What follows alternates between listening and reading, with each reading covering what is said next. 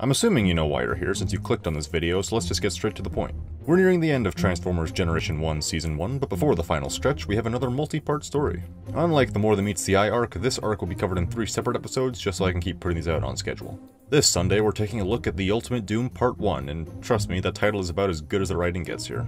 This episode was written by Larry Strauss, who did a few episodes for G1, but none that we've covered thus far.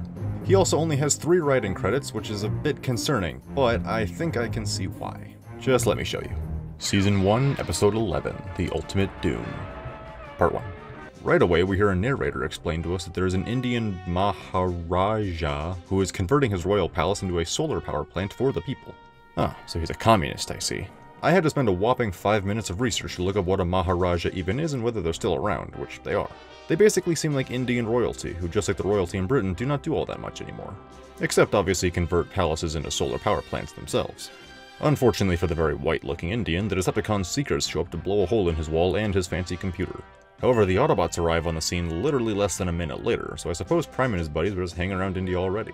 Megatron is watching the whole exchange on his TV with a new human friend named Dr. Arkable. How did these two meet? Don't know. This episode is moving at a breakneck pace, and we don't have time for silly things like questions. Speaking of breakneck pace, Megatron tells Soundwave, who's just soliciting outside Autobot HQ, to go ahead with the next part of whatever plan they have going on. That plan involves Rumble walking in through the front door of the enemy's base and causing an earthquake while Ravage gets beat up. All of this is just so the Laserbeak can dive in and kidnap Spike's dad, Sparkplug.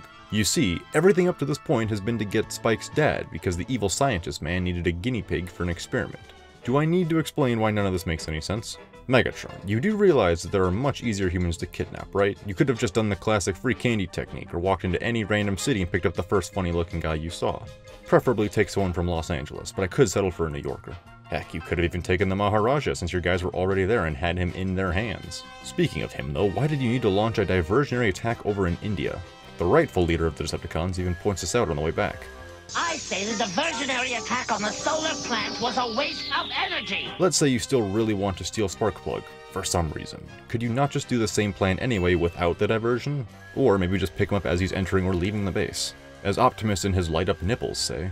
That does not satisfy my logic circuits. I'm just going to move on because if we want to criticize the logic and plot of a G1 episode, I would go crazy around the 12.5 hour mark.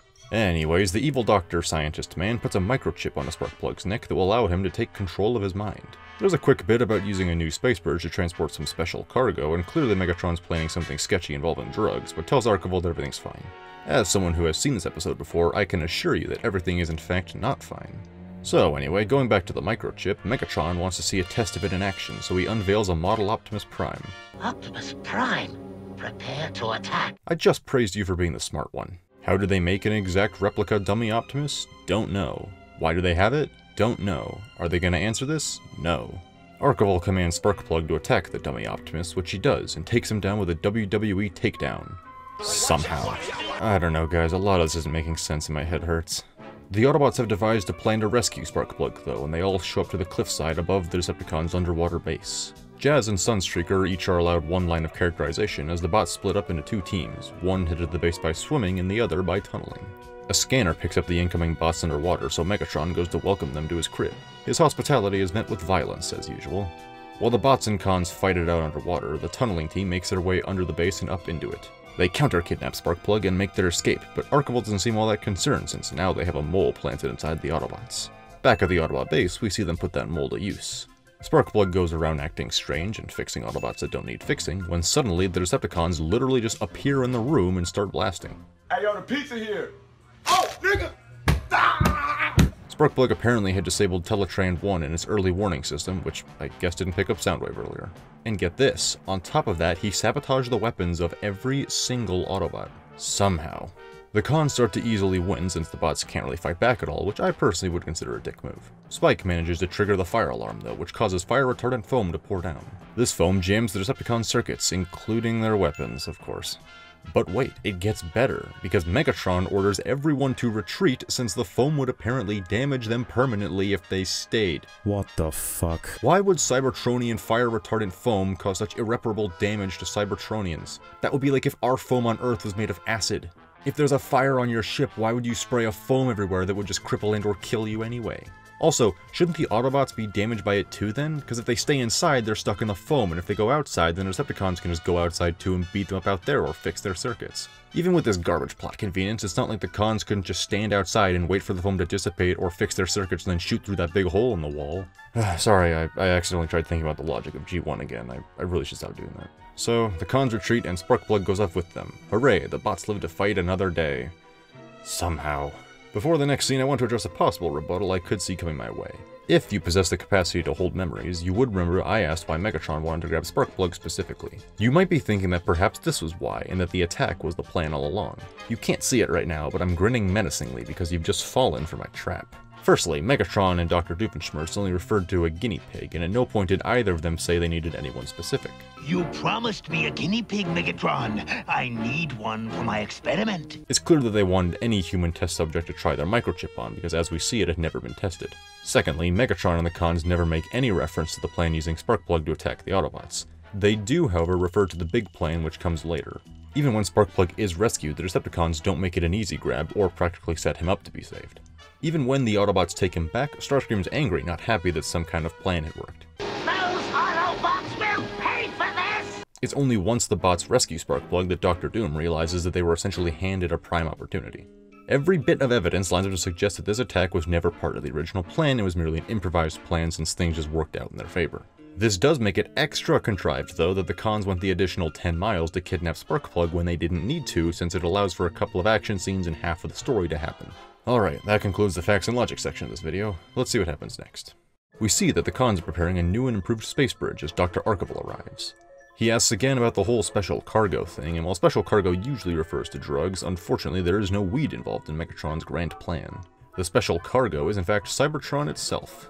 Now, you may be thinking, but wait a minute, isn't this just like Dark of the Moon? Well, I was expecting you to ask about the ramifications of two planets being that close together, but yes, Megatron's plan is to harness the energy created from the natural disasters that will ravage Earth created by Cybertron's gravitational field using an army of mind-controlled human slaves. Okay, I take it back, it isn't like Dark of the Moon, it's really like Dark of the Moon. You see, they can't rebuild without a slave labor force. How many rocks up there in the universe offer 6 billion workers? Energy which your hypnochip slaves would collect into energon cubes. They're not shipping people, they're shipping their planet here. Your planet? You're bringing a planet to the Earth? To be fair, it's also a little bit of the last night. Captain Archival Witwicky isn't a fan of the whole destruction of Earth thing, but his critical mistake was believing that Megatron never really had a problem with genocide. The Autobots, meanwhile, are busy fixing Teletran 1, and once it's repaired, shows them what the cons are up to. They sally out to meet them, but before the bots start blasting, Megatron unveils his army of microchipped humans. I don't know how he got so many on such short notice, but my best guess is that he invented a vaccine for a hypothetical virus which actually was laced with a microchip so that when the time comes, the American population will do his bidding. Good thing that's just a fictional plan of a cartoon villain. For now. Megatron does his 1100th war crime by using civilians as human shields who are then ordered to attack the Autobots. They obviously can't do much damage, but the bots can't do much about them either. Spike manages to snap his dad out of the mind control temporarily, but Dr. Who's his name presses some buttons that makes him angry again. Over on Cybertron, Shockwave announces that the planet is starting the countdown to launch into the space bridge and that all 3 pylons on Earth need to be activated in order to receive it. If they aren't, well, I will leave it up to you to imagine what would happen if you shot an entire planet through a wormhole with no exit. 2 of the pylons are activated, but Optimus prevents Megatron from finishing the 3rd. Unfortunately, the countdown has already started and it's a bit too late to stop it. Megatron says, "Hey, have you ever heard of the trolley problem? For legal reasons, I need you to either activate the pylon or not because my lawyer said we can't handle another lawsuit." Optimus chooses to save Cybertron, and I have to say this is actually one of the more interesting scenes of G1. We get a morally gray choice in situations that use the Autobots' good nature against themselves. It's the only good part of this episode. As Cybertron comes through the space bridge, the effects are felt almost immediately, even though I'm pretty sure adding a planet-sized moon to Earth would screw our solar orbit, not just make some wind and earthquakes. We are screwed either way, but we've got to at least be accurate about the way in which we're screwed. The episode ends with Megatron celebrating, Optimus coming to terms with the choice he made, and a fade to black over the destruction. The Transformers will return after these messages. As the Earthlings say, fat sense, fathead. We now return to the Transformers. And that's the episode. Okay, first off, what in the name of Uncle Sam is going on with the writing? Practically everything aside from the final scene's a mess, just to put it gently. If you haven't noticed, I don't talk much about the writing on this series because up until now it's been alright as far as 80s cartoons go, but holy mother, Primus was this bad. I can't blame Larry Strauss solely because IMDb says that our old friend Douglas Booth helped write this mess as well, and I know that writers don't have 100% direct control over the story and everything. There's directors, producers, company executives, and so on and so forth, you get the deal. It's a shame because I really liked the final scene, but it deserved a much better episode than this. The entire first half of the episode is pointless, as we established, since the Decepticons didn't even need Sparkplug specifically. Even if he did, they didn't need some convoluted kidnapping scheme. The pacing of the first few minutes is off the rails, and given that we have 3 episodes to tell the story, you'd think that means they could take some time to explain things, like why Dr. Archival and Megatron are working together. Even after Archival gets pissed at Megatron for wanting to kill the Earth, he still goes along with the plan anyway because he's the bad guy, I guess. Also, Megatron, don't tell your one human collaborator that your plan is to genocide and enslave humanity on top of destroying the Earth, you dense piece of slag. Also, don't retreat when you have the Autobots crippled and defenseless because apparently fire extinguishers give you a lobotomy. You live underwater, for Primus' sake, why on earth would some foam fry your frontal lobe? Speaking of the foam, why do the Autobots end up being fine even if they were in it too and were stuck with it for much longer? If they can handle it, then certainly the Decepticons could too for a couple minutes. And again, who's the asshole that designed the fire extinguishers to cause irreparable damage to the people who need saving from a fire? Was there no better writing alternative to make the Decepticons retreat than pulling a Deus Ex Machina out of thin air? I don't know why, but this episode just really makes me frustrated. Yeah, 7.3 out of 10 my ass IMDb. I can't go too in depth here just given the style of video this is, plus I don't really want to do that here in this series, so feel free to ask me questions or clarification in the comments because I would be happy to elaborate. Well, let's just hope that part 2 isn't nearly as infuriating. Don't get me wrong, I love G1, but oh boy is there some questionable writing at times. Thank you all for watching, have a great day.